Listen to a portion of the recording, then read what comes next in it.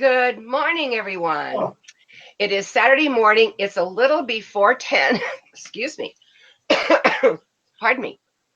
And this is Connie Myers. So it must be to 70 and beyond.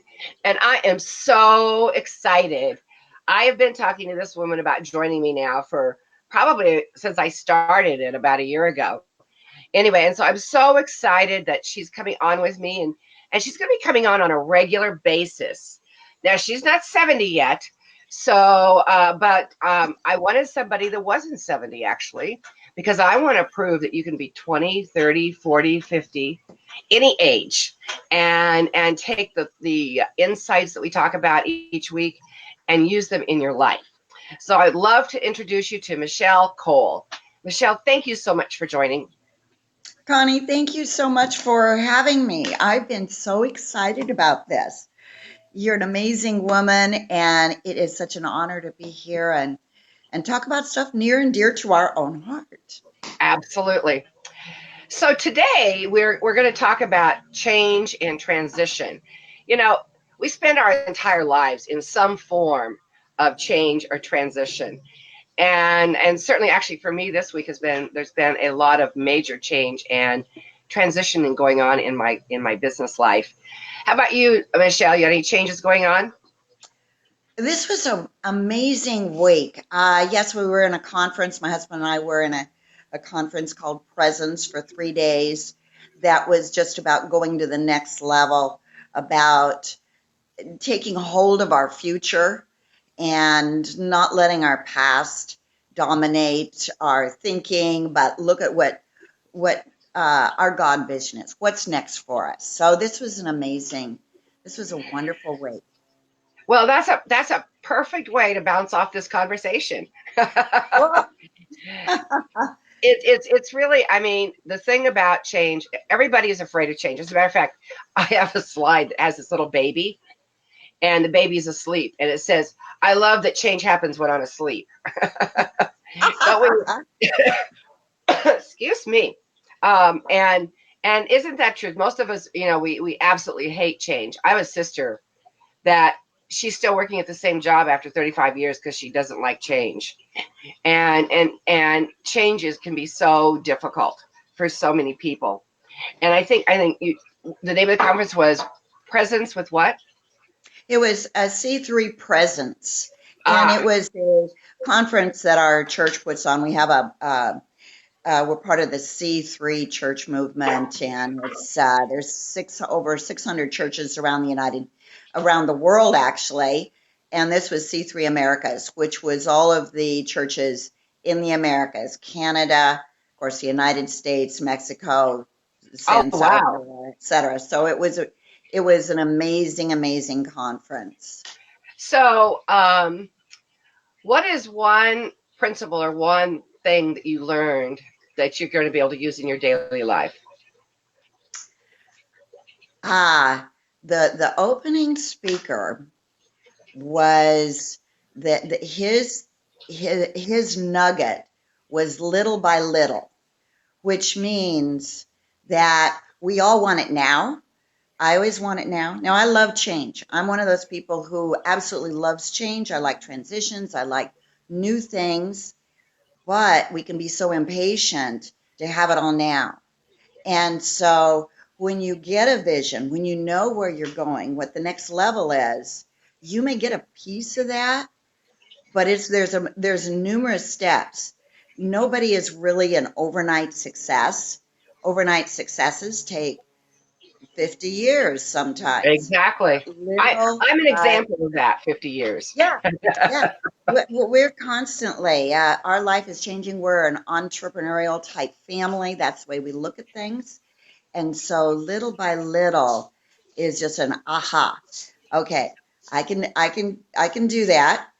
I don't have to be all of those things that my mind says I should be, or my vision, that big picture I get. So that was my big nugget. I talk about that quite a bit because I tell everybody, when you have those crystalline moments that happen every day, every single one of those has a gift or an opportunity. And as we look at those, we can either ignore that opportunity or we can step into it. And when we step into it, it's God's way, or your mindset, or whatever your belief system is, way of telling you that this is the direction you need to go. And many of us, including me for many years, ignored those little voices that said that you need to do this or you need to go there. And I didn't do that. I'd argue with it, as a matter of fact. And I never won. It was, my inner voice was always correct. And it was, I love what Wayne Dyer says. He says that when we pray, we're speaking to God. And when we listen to our inner voice, it's God speaking to us. And I think it's really important that we don't let our ego, our brain, get in the way, which so many people do.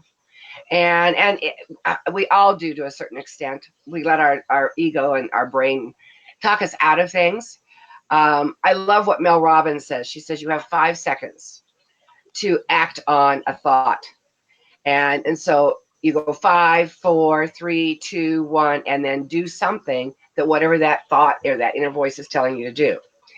And that helps you to make the transition. Because if you don't, let's say I'm going to get up in the morning and I've decided, okay, I'm going to get up in the morning and I'm going to get on my glider and I'm going to walk, and I open my eyes and I'm like, oh, I think I need a little bit more sleep. And so instead, 5 seconds, if we don't do something like sit up in bed, if we don't do something to get ourselves moving forward, then that won't happen. So that's when there is change. I think that's one of the greatest tools I've ever heard of, is just go 5, 4, 3, 2, 1 and do something, whatever that is. That's good. That is Yeah. that. Yes, yes, I totally agree with you. Yeah, So, it's so I'm sure you've had. You're not 70 yet, but you're not 20 either anymore. And aren't you glad? yeah. I don't want to do those things over again. It was No, it me was neither. some were fun the first time, and a lot of them were, oh gosh, I'm glad that's passed. Yeah, So no, exactly. no, no. Yeah, I've got So, another year. so think about a time in your life where you had a significant change that you resisted, and what was when you finally made the change? What was the gift or the opportunity? Oh, that yeah. There's been so many great I'm changes. sorry, I didn't mean to No, no, put you no, on the that's good. spot. No, that's good. No, no, no, that's good.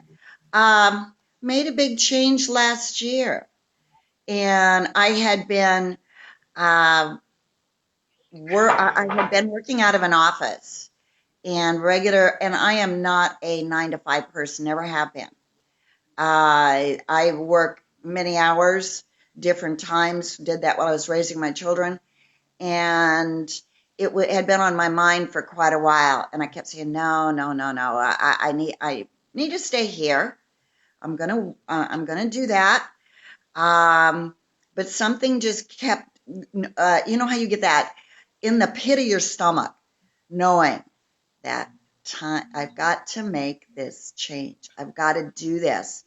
And so one day I just walked in and said, I'm done. I'm not doing this anymore. I've decided it's time. I'm going to work from home. I'm going to have my home office, and totally jumped into doing that, and got myself a Vera desk because sitting is not good for me.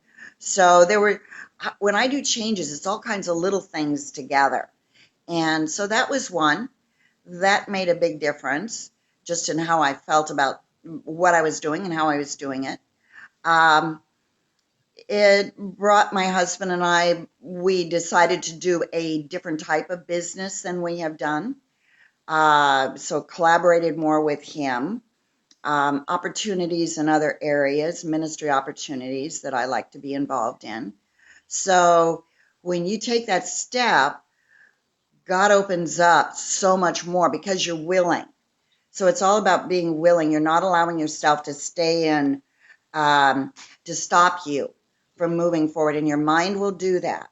It will always, those little voices in your head that we tend to listen to, keep us from moving forward. Absolutely. absolutely. And that's why I have started using Mel Robbins' 5 4 3 2 1 a lot, Mm-hmm. because like right now I'm in the process of writing a course on disasters for the California Association of Realtors.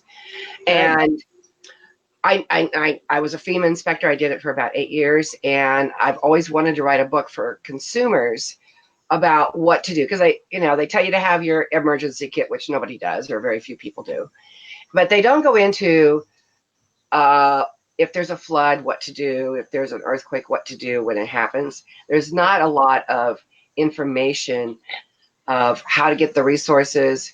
And so the California Association of Realtors wanted to have actually a course that could help realtors help their clients.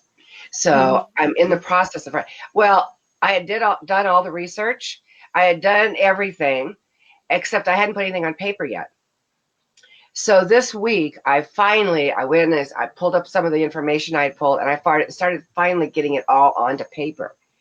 But I had to do the 5 4 3 2 1 right. Even if it's just one word, even if you Yes. just write down the word right, it's a start. Mm-hmm. And so because you have to start somewhere, and being able to take that step and do it in a time. I bet when you walked into that office and told them you were done, you didn't really think about it. You just went and did it. Am No, I it correct? was, yeah, it was the right thing to do. Yeah. No I mean, doubt. um, it, your heart was telling you what you needed to do, and it's your brain that holds you back and says, "Well, no, I'm happy here." And that's what my sister's been going through. I mean, she could have retired 5 years ago, and she hasn't. And it's because she's Yeah. afraid of saying the words, because she Mm-hmm. has this whole idea. She already knows what she wants to do next. It's not like she's quitting everything. She's got a new life she wants to have, and she's afraid of what's next, what the changes are. Mm-hmm. Mm-hmm. I, Fear I will fear will stop you from everything. it will, and one of the things we have to do is take our fearful hat off and put our change hat on, and Mm-hmm. move forward.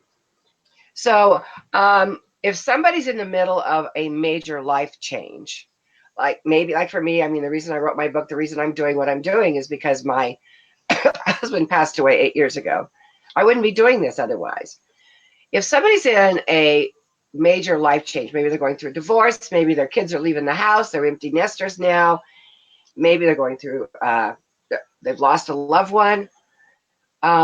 You do a lot of counseling and work with senior citizens. What's some of the advice you give to them when you're talking with them when they're going through change?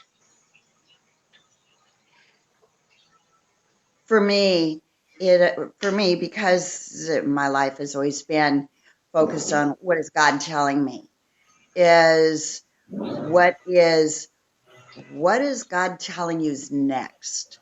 There's always something, there's always a voice, and most of us are afraid to face that, because we're living with what is present, what's going on right now. Well, there's uh, some good thing that's right around the corner. When we're at its often when I find in my own life, at the very pit, at the very worst, I know the next thing is something amazing. So how do we focus on that? What is that next thing that will open up a whole new life for you? No matter what it is, you can't change the past. It is what it is. But you can change the next step, the next present step, what's in your future. So you, as if it's a grief situation, you have to go through that and you have to allow yourself to feel whatever pain there is, but know on that other side of pain is a purpose, a new vision, something that I believe God has in store for you. So look to that future, that next, uh, whatever is that next thing for you. And it's all going to be different. I always try to get what is the root. Anytime I'm talking to somebody, what is the root of what's going on here? Yes, the left, the in your case, your husband passed, but you knew that you couldn't bring him back. But the best thing you could do is honor him by living your best future. And Absolutely. no matter what your circumstances, what is the best life you can live? And there is a better one around the corner. So Always, that's always. that's yeah, that's where I go. When I was 28 years old, I had a partner, and we had a master general agency where we had insurance general agents underneath us. And he got very involved with drugs, and it was a very sad situation. And one night I said I'd had enough, and I quit. And what I didn't realize, I was a naive farm girl from Nebraska living in the San Fernando Valley, Oh boy. which that took me for a bit of a surprise.